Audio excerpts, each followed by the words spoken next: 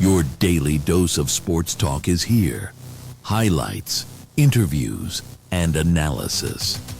From the entertainment capital of the world, SportsWrap with Jason Page starts now. Welcome to it on this Tuesday edition of the show. MLB All-Star Week. One of the slowest weeks in all of sports. Just keeping it real. We got a lot to do over the next 60 minutes. Some help from my friends. Sam Yarnell will be here. Talk about the second half of the baseball season, the unofficial second half, of course, as we're well past the 90-game mark for every team in baseball. We'll also have more of my conversation with Nick Hamilton on the WNBA as they get to take center stage this week along with the World Cup, the Open Championship going on this week as well. We'll have some of that in odds and ends coming up a little later on in the show. You had the home run derby last night. Jordan Walker, your winner.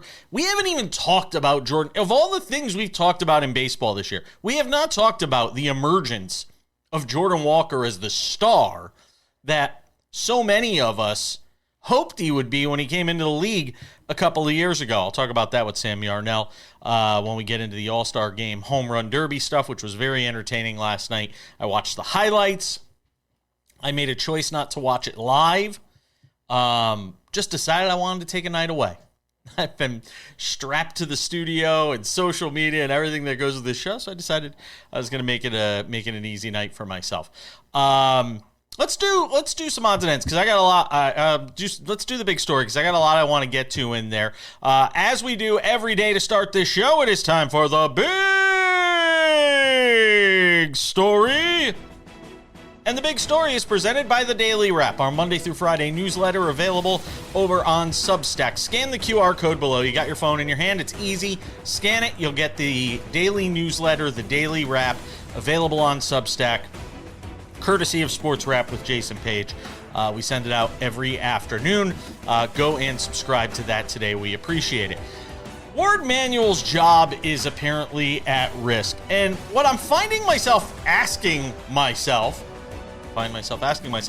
is a simple question. What took so long?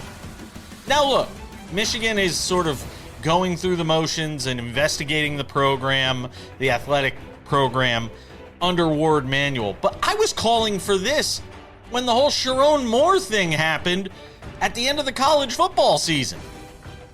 So I'm trying to figure out what changed between then and now, other than Michigan winning a national championship in college basketball. What changed? Why now is Michigan suddenly starting to have this epiphany that, oh, you know what? The 12 different scandals that took place over the last, however many years that Warde Manuel's, been overseeing this program after he drove the UConn Huskies program into the ground. The only thing, the saving grace for UConn has been its college basketball program, both on the men's and women's side. And yes, baseball's good at UConn, and hockey has gotten a lot better and moved into better facilities, but the saving grace has always been that program's college basketball. But Warde Manuel was terrible there. And what did he get? An upgrade by going to Michigan. So Warde Manuel, I literally before the show today, I said, I want to see how many different things I can find that Warde Manuel was involved in that brought disgrace, disrepute on the Michigan Wolverines program. Connor Stalions, Jim Harbaugh recruiting violations, Matthew Weiss computer hacking, Sharon Moore, Chris Partridge's firing after the whole sign stealing investigation, Juwan Howard, and what a joke he was as the head coach of that program. Multiple incidents there that we could sit there and run through. The Mel Pearson hockey investigation. No part of the program has gone untouched. Maybe baseball. Maybe baseball's been able to get lucky and stay out of the mix. Bo Schembechler and his legacy, public relations battle that they were dealing with on that. Denard Robinson's DUI, the former Michigan star who was working in the athletic department.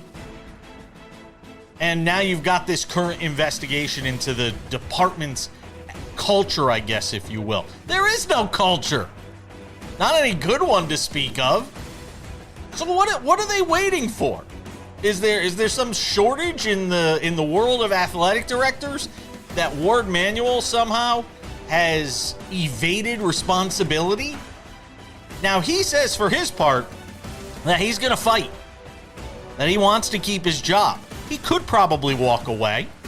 He'd probably get a nice settlement from the school if he decided to go and do something else.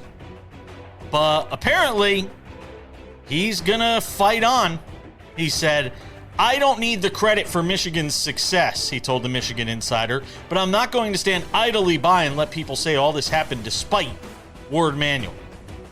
I love this place. My blood, sweat, and tears are somewhere in Michigan Stadium and on the fields of play and in Schembechler Hall and on the track." And he said he's basically going to fight on. I mean, look, far be it for me to tell Michigan, which has been a successful athletic department over decades, far be it for me to tell them what they should do, who they should hire, or anything like that. But if I could just sit there and run through the litany of scandals involving this school while he was there, take your own job in whatever you do. If you had a dozen black marks on your tenure, a relatively short tenure, by the way, if you had a dozen black marks, do you think HR is calling you into the office and saying, we know you've made a few mistakes here, but we're going to let you keep your job? No, of course not.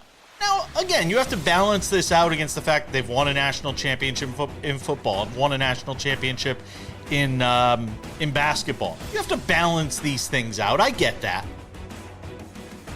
But at the same time, a dozen different incidents that I just ran through, let alone going through every minute detail of them and talking about the lack of institutional control. I saw a friend of mine, Damon Bruce, online today saying, forget Ward Manuel keeping his job. Give the athletic department the death penalty.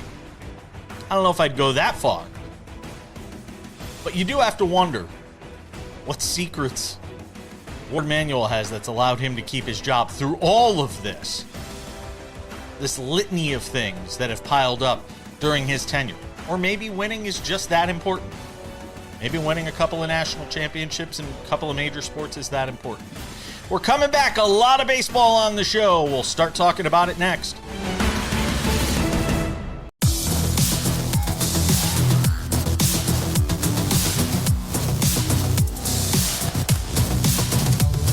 Welcome back to the show. I've had my say in the big story. Slowest week in the history of sports, except the World Cup. See, this year it's different because we get this thing every 4 years called the World Cup. Otherwise, the slowest week of the year. Unless you want to watch Marcelo Hernandez, who I actually enjoy on SNL, host the ESPYs.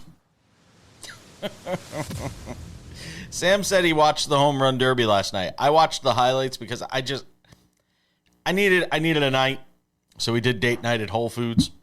And that's what you do when you're old. So I didn't watch the home run derby live. I went back and watched some of it over on Netflix. Can I just say this? And I know I'm probably a minority in this category. I actually like the broadcast version of Barry Bonds. Couldn't stand him as a player. Couldn't stand him, the way he dealt with the media. It's so funny, these guys that hate dealing with the media, the Bill Belichicks of the world, the Barry Bonds. Now, you put them in front of a microphone, you give them a camera, and all of a sudden they're like, okay. We are not putting Bill Belichick and Barry Bonds in the same category, Jason. No, but if you watch, hold on. If you watch Belichick, he is a much different person when he was on Pat McAfee. There was some pretty funny stuff when he's on with Pat McAfee.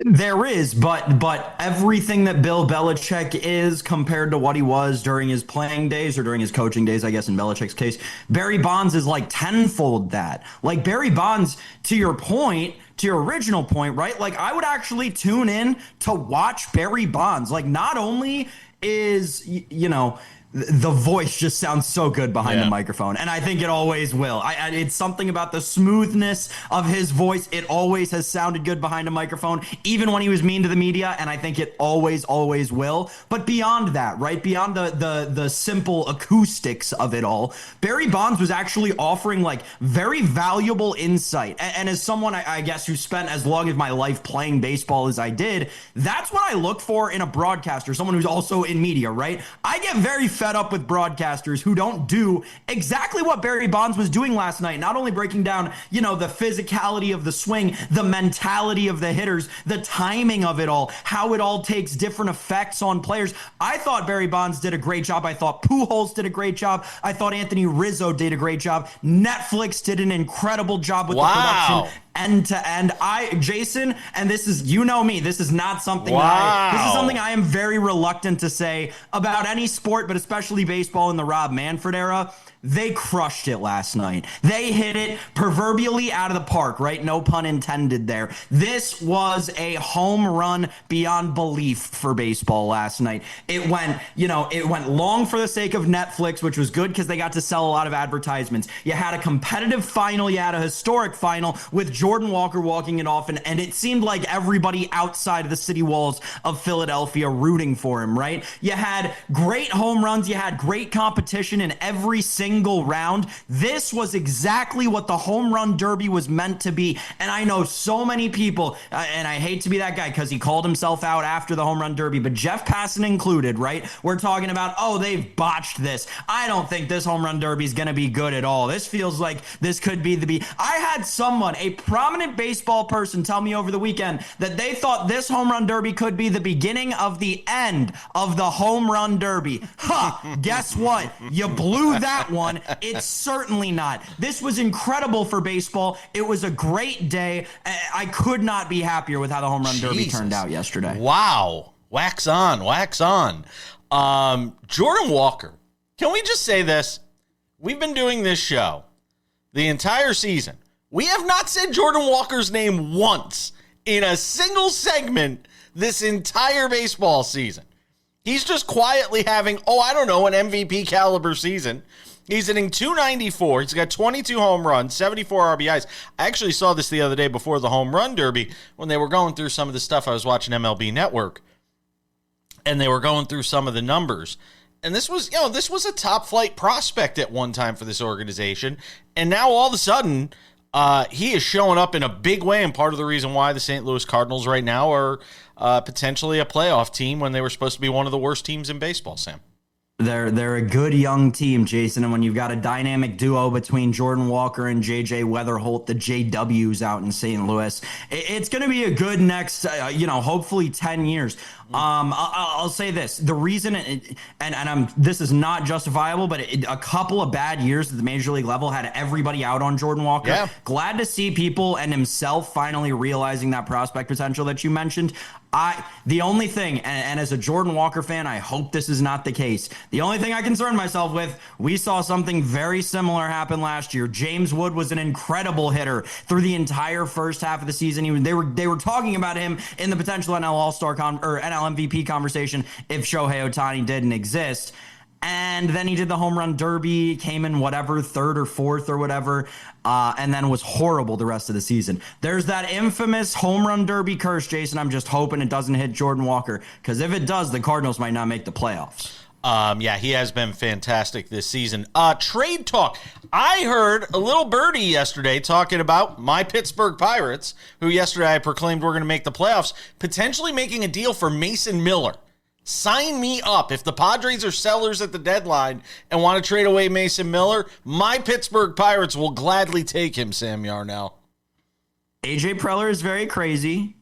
AJ Preller is not that crazy. I don't think that there's I don't think that there's a snowball's chance, and that Mason Miller moves at the deadline. You never know. It depends. If you're the Padres. The problem is, and it really is, and I talked about this with David Ardsma, everybody starts at a deficit in the National League West because you're playing for a wild card spot. If you're not the Dodgers, you're playing for a wild card spot. And that's got to be very daunting for a lot of these teams. The A's, by the way, fired their pitching coach. If you haven't noticed, the A's have lost 9 in a row after being one of those stories where you thought, oh, maybe the A's are starting to put it together as they get ready to, move to Las Vegas in a couple of years. And then all of a sudden they've lost 9 in a row going into the trade deadline, and they're firing pitching coaches, Sam. Yeah, really, really bad season for the Athletics. There were so many people who thought they knew everything about baseball coming into the year, thought they were so cute. Oh, the Athletics are going to be so good this year. That offense is going to carry the pitching staff, and it's not going to matter.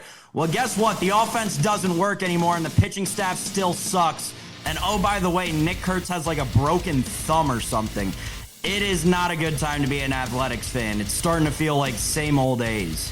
By the way, we didn't talk about the draft much, but congratulations to Rock Chalowski. Got a record draft bonus, $10.35 million from the White Sox. All right, we're going to go through the American League and potential award winners and more as we talk baseball.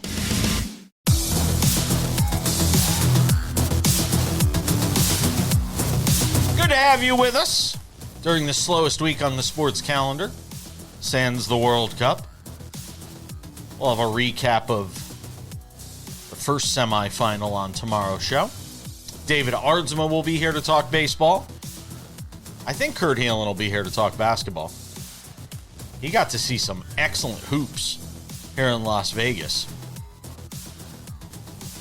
with the Summer League.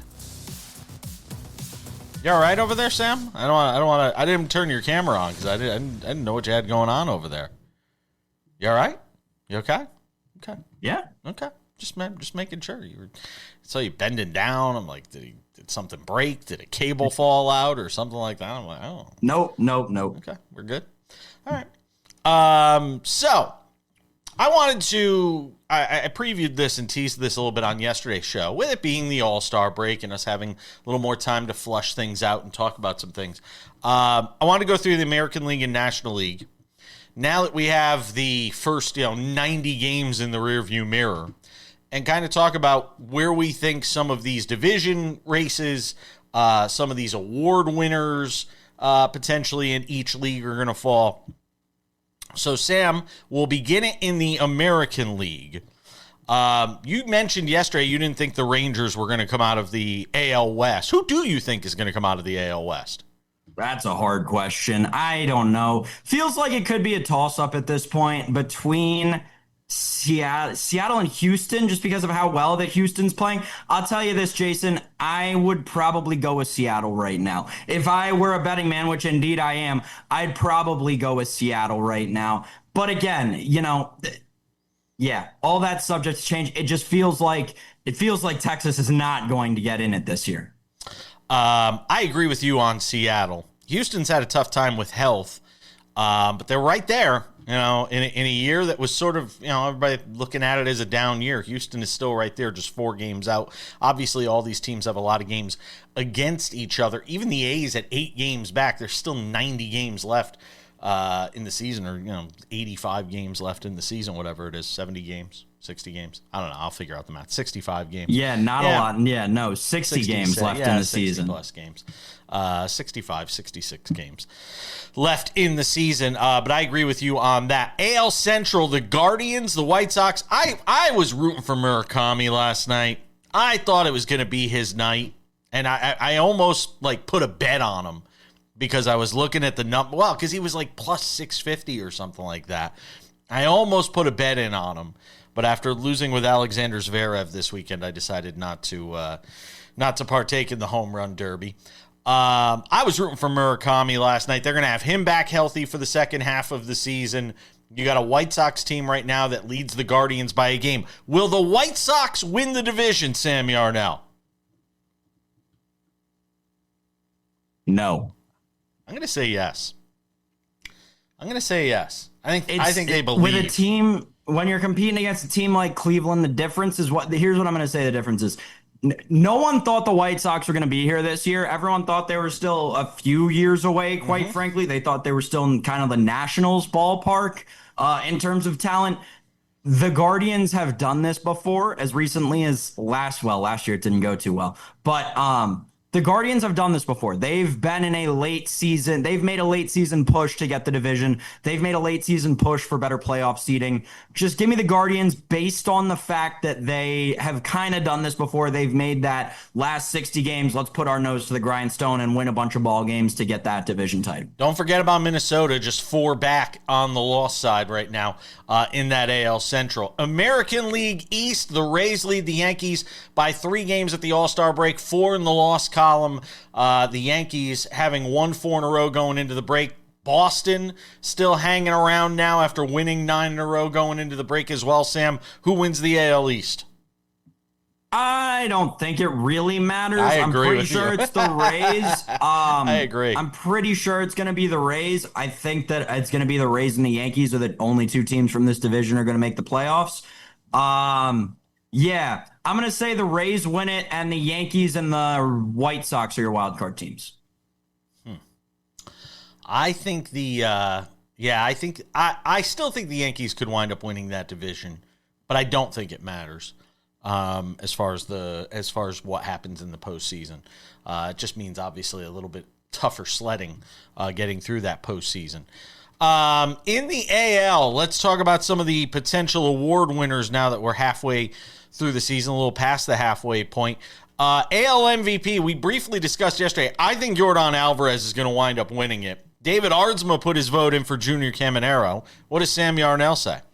It's Yordan Alvarez, and I don't think it's particularly close. Barring some sort of insane injury, the Astros aren't going to, they're not going to make a lot of noise. They may not even make the playoffs. Yordan Alvarez is putting up absolutely insane numbers. And if it weren't for him, the Astros would lose at least 100 games. Look at that roster. Look at that lineup. That's what the voters are going to look at. Yordan Alvarez has pretty much already locked up your AL MVP. Caminero at plus 450, Alvarez at minus 165, Bobby Witt still in the conversation as well as at plus 500, and then hold on. We're gonna talk about wins mattering, and the guy third in the odds is Bobby Witt Jr. All right, 38 and 59 are the Royals, by the way. Wins don't matter.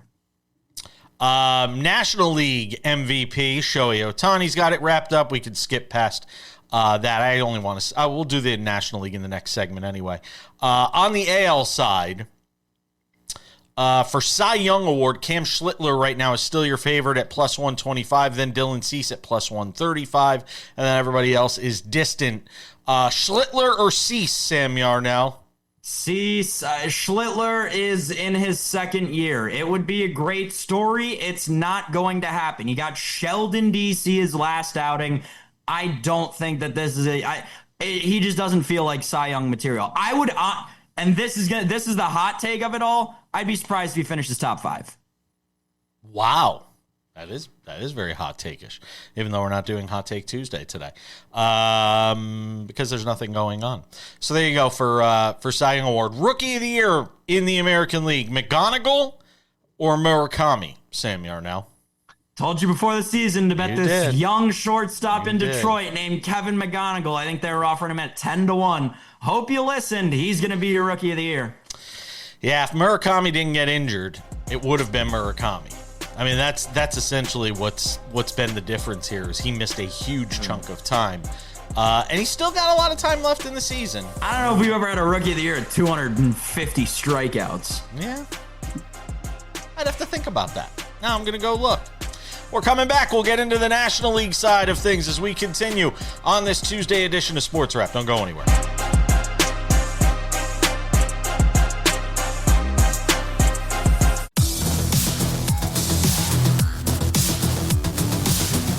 Welcome back. More of my conversation with Nick Hamilton from Nightcast Media on the WNBA yesterday. You may have seen the headlines about Paige Beckers. Well, interestingly, our friend Nick Hamilton was saying the same thing on yesterday's show. We'll let you hear that because we only played part of that conversation on the WNBA yesterday. And I told you we would talk WNBA this week with baseball being off for the week outside of the Home Run Derby and the All-Star Game. That's coming up in about 10 minutes. Sam Yarnell, let's talk about the National League now and run through some of these divisions and sort of where we are at this stage in the season. When we talk about the National League right now, in the AL East, it's the Atlanta Braves at 55-40. The Phillies were left for dead after the first month of the season, and Don Mattingly has helped them sort of rise from the grave, and guys are starting to play to the back of their baseball cards a little bit more. And the Phillies are 54-43, just 3 games back on the loss side. And don't count out the Miami Marlins, who had an insane month of June and are still playing well even into July, as a matter of fact. Have lost 3 in a row going into the into the All-Star break. I'll get my brain screwed on straight. So the Marlins are 5 back of the Braves, certainly in the wild card picture. Who wins the AL East, Sam Yarnell? It's a tough one. I still think it's Atlanta. Yeah, probably. Would not be surprised if there are 3 NL East teams in the playoffs. I legitimately would not be surprised if there are 3. And I'm not saying specifically that's going to be Atlanta, Philadelphia, and Miami, but probably, right? I would not be shocked at all if there are 3 NL East teams in the playoffs. Who's going to win it? Kind of like the AL East, right? Doesn't really matter. Don't think the winner's going to contend for the 1 seed. I thought there could be a chance at that kind of before the season, or not even before the season, like a month and a half ago. But the Braves have been, obviously, the Acuna Jr. Injury has been killing them. It's a tough one. I go with the Braves. Wouldn't be surprised if it's the Phillies. I think that there are going to be 3 teams from this division in the playoffs. Yeah, I'll still go with 2 teams going to the playoffs out of here, because the NL Central, which we'll get to here in a second, is not chopped liver. The Cubs are 54-42, despite having the second best record in that division. The Brewers 59-37. Sam Yarnell, they have been really one of the surprises this year, because I don't know if anybody expected this from a team that was sort of retooling and massaging the roster a little bit. I don't think anybody was expecting 59-37 through the first 96 games.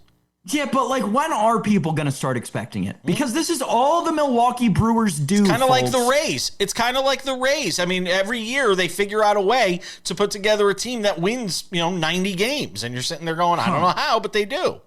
The Milwaukee Brewers are the Rays of the National League. Now, that is a genius statement. If only someone years ago would have said that on this very show. Oh, wait, I did.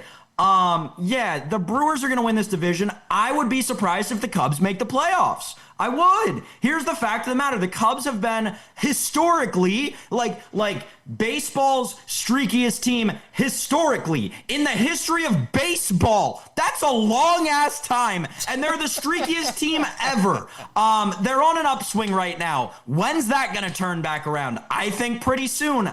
I would be surprised if the Cubs and this streaky, crazy... They're either going to win the World Series or not make the playoffs, and it feels like there's almost no in-between. Number 1 wild card team right now in the National League, and Sam is saying he doesn't think they're going to make the playoffs. The Cardinals, much like the White Sox, darlings of the Central, in this case in the National League, Sam, do the Cardinals wind up making the playoffs? I don't know. It's... +6 run them differential. And the Pirates, it feels like them and the Pirates are going to get washed out by the Marlins, because it does, feels like the Marlins are a better baseball team, as their record would indicate. It feels like the Marlins are a better baseball team right now. The Cardinals had a great few months to start the season. Water kind of met its level there in St. Louis. Pittsburgh has to do something, man. And I don't know if the fans need to do something more or whatever. They have to do something. They're ruining the career. Look at Paul Skeens' ERA, man. It's awful. Paul Skeens is giving up on the city of Pittsburgh on the field at this point because they're doing nothing for him. It's just, you got to do something with the Pirates. Don't count out my Pirates, Sam Yarnell. Let's talk award winners in the National League right now. And skipped over the NL West. That was on purpose. Absolutely. skipping over them. They're 11 and a half games up. I'm not wasting my time. And I'm not wasting my time on National League MVP because Shohei Ohtani's going to win it at minus 1,500. Your favorite, though, Pete Crow Armstrong, does have the second best odds at plus 750. In the Cy Young race in the National League, Jacob Misiorowski sort of running away with it as of right now at minus 550. But we're talking about a guy, dealing with a tired arm right now. Christopher Sanchez at plus 500. Sam, are you still going with the Miz? No. This is going to be a historic race down the stretch. I would be shocked if a month from now this is what the board looks like. Literally, just start picking guys. Pick whoever you want, not named Jacob Misiorowski. It's probably a good bet right now on that list. And that's not anything against Jacob Misiorowski. It's the point I've been making for months on this show. We are due to watch an historic NL Cy Young race this year, the likes of which we haven't seen since like the 80s and 90s when it was like Nolan Ryan and stuff. Yeah, this is gonna be a crazy NL Cy Young race. Get your bets in now, folks. JJ Weatherholt minus 160 to win NL Rookie of the Year in the last 10 seconds. Can Sal Stewart overcome him? I think he can. Give me Sal Stewart. Plus 280 on Sal Stewart. Those are your only two real contenders there. We're coming back. More to do. My conversation with Nick Hamilton is next.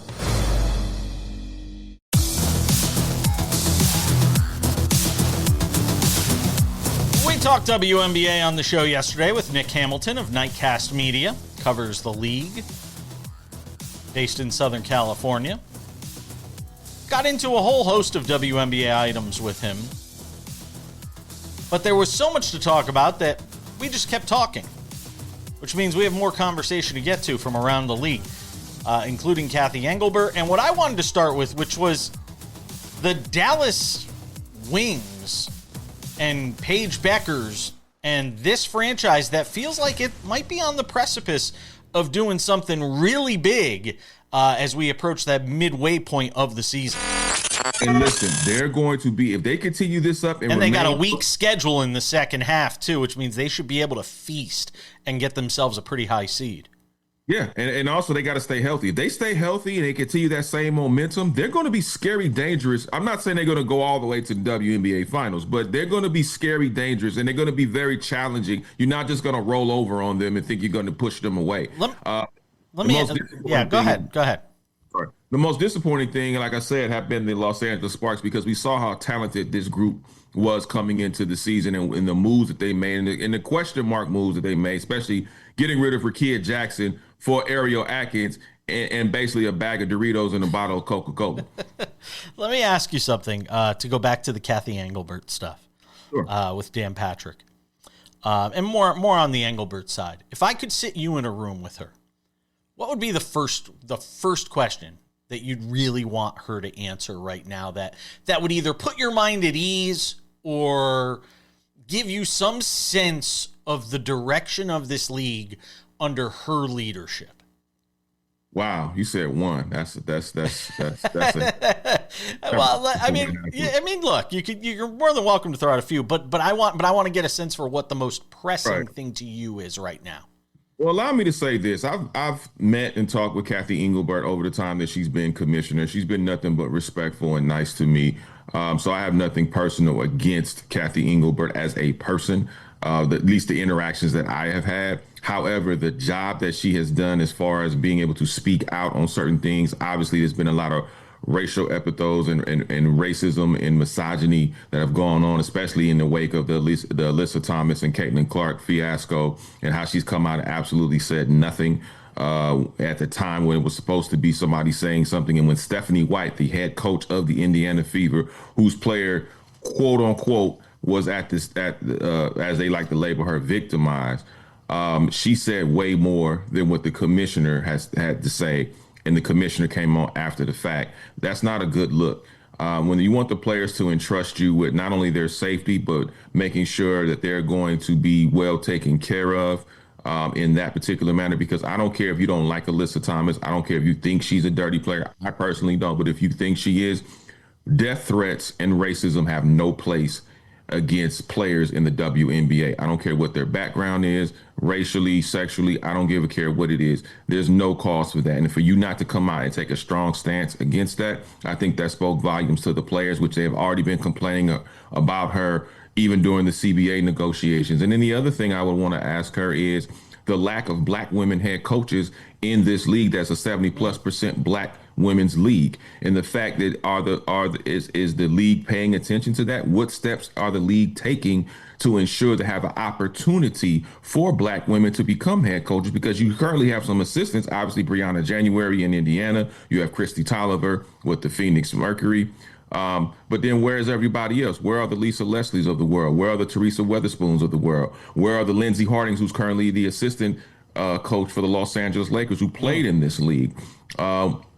And a few others, obviously. But where are the opportunities? Do they need a Rooney type of rule like the NFL started with, to be able to ensure to give some type of fair opportunity for these women to become a head coach, at least? And then if you do give them head coaching opportunities, they need to have at least 4 to 5 seasons to really build a culture inside that locker room. You can't do it in 2 seasons. This league is too talented and too difficult for you to turn something around to go from crap to sugar. It's not going to happen. Last one.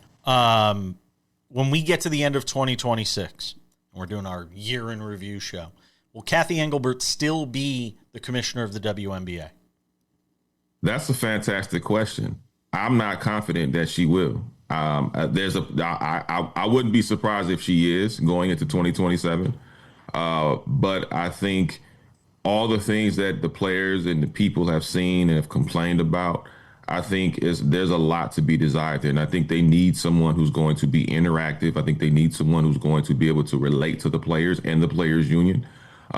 Sometimes you may have to go dig in the crates, as they say, and go back in the archives and find someone who not only has that experience with the WNBA, but also can understand the game and the mood of the game. Because, listen, Jason, 30 years ago, the first game was played in the WNBA that people said the league would not last. And the first game was played in Los Angeles against the Liberty and the Sparks. I was there recently at Staples Center. I don't call it that other name.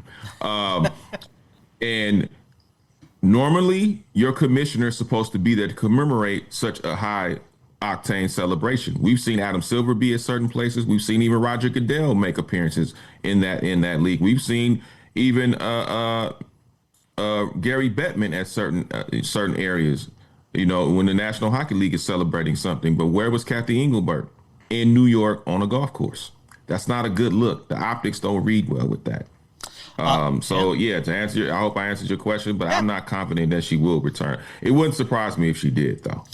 Nick Hamilton, Nightcast Media, does a great job, as you could hear, on the WNBA. We'll have you back on the show soon, and next time you're in Vegas, look me up. I got you, Jason. First round is on me. I got you. I appreciate you, man. Keep up the great work, and I'm sure we'll be talking on Twitter more and more as you come with your stances on certain topics, man. So congratulations and much success to you. We got a lot to get to in Odds and Ends. That's next.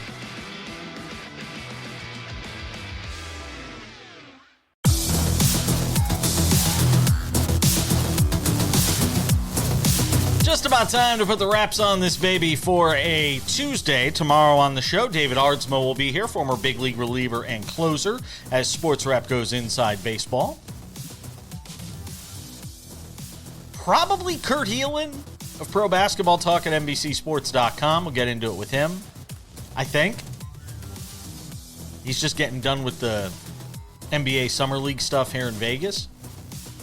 See if we can get an update on what's going on with LeBron. When's the next version of the decision coming out? We'll wait and see on that.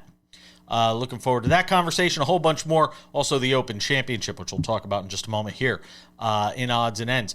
A couple of reminders before we go. If you haven't done so yet, make sure to subscribe to the Sports Wrap with Jason Page podcast. It's the audio version of this show, available Monday through Friday. Limited commercial interruptions, a little more than 45 minutes. We welcome you to check it out. It's available on all your favorite podcasting platforms: Spotify, Apple Podcasts, YouTube Podcasts, iHeartRadio, TuneIn, Odyssey, Amazon. Anywhere you get a podcast, you can listen to this show. We also have the Sports Wrap with Jason Page YouTube channel. this is the place to find all things video related to this show. The Monday through Friday TV version of the show. It is there for you, commercial free. We welcome you to check it out. 45 minutes there every day. We also have SportsWrap Originals, Extended Conversations, SportsWrap Shorts, and more, all available on the SportsWrap with Jason Page YouTube channel. SportsWrap Shorts also available on our TikTok, SportsWrap Jason Page, also available on our Instagram by that same name. Hey, the SportsWrap with Jason Page website is live. Go and check it out. Everything I just talked about, from the podcast to the SportsWrap with Jason Page YouTube channel, all those things are available in one place, the SportsWrap website. SportsWrap with Jason Page website can be found at sportswrap.tv. That's sportswrap.tv.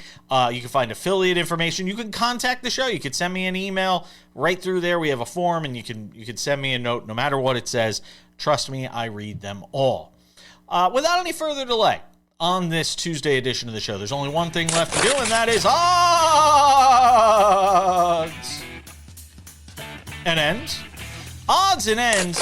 Congratulations, Macklin Celebrini, youngest man to ever grace the cover of EA Sports NHL 27. Hopefully, that does not come with a curse of any kind like it has for people in the NFL.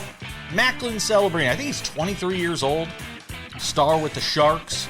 One of the real bright young stars of the NHL. It's kind of a shame, and I say this as somebody who lives on the West Coast or in the Pacific time zone.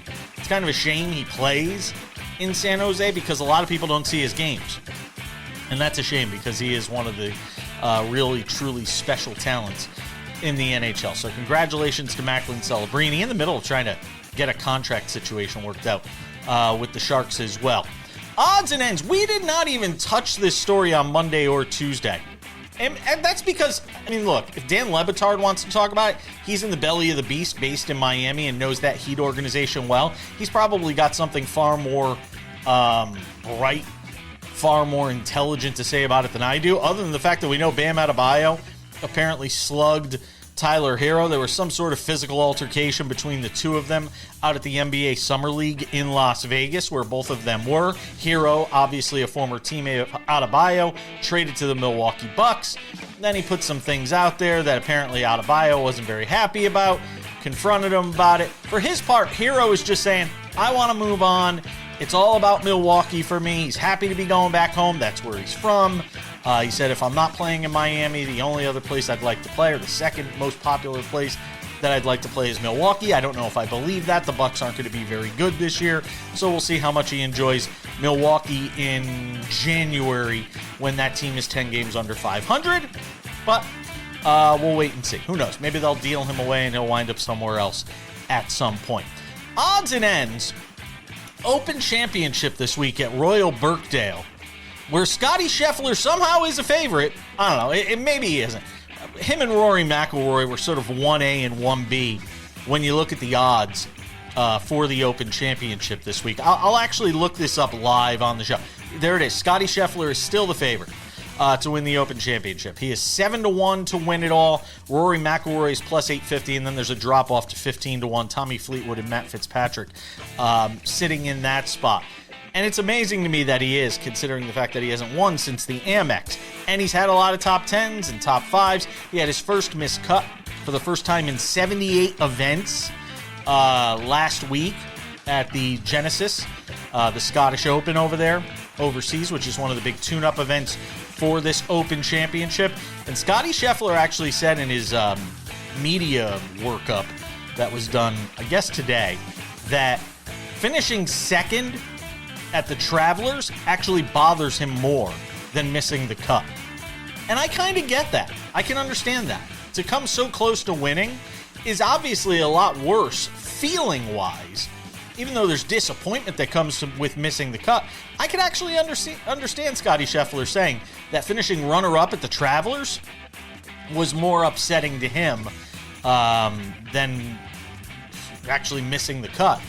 For the first time in 78 events. That's still an amazing run. To make the cut in 78 events consecutively that he had played in on the PGA Tour is amazing. I will not pick him to win. I will go with Rory McIlroy. I know it's not a very glitzy, glamorous pick, and I just spoiled part of what we'll talk about on tomorrow's show. But I'll go with Rory to win the Open Championship.